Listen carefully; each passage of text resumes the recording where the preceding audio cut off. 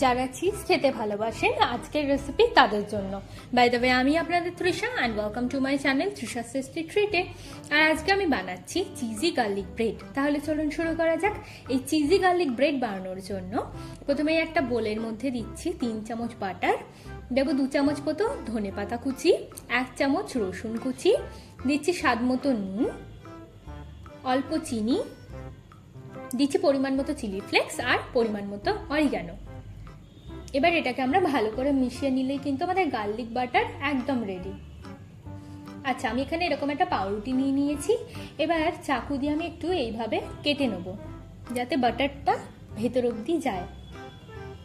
এবার এর ওপরে আমি গার্লিক বাটারটা ভালো করে লাগিয়ে দিচ্ছি। এবার এর মধ্যে দিচ্ছি আমি মন ভরে চিজ। আচ্ছা, এটাকে 180 ডিগ্রিতে 10 মিনিটের জন্য রাখলেই আমাদের চিজি গার্লিক ব্রেড একদম রেডি।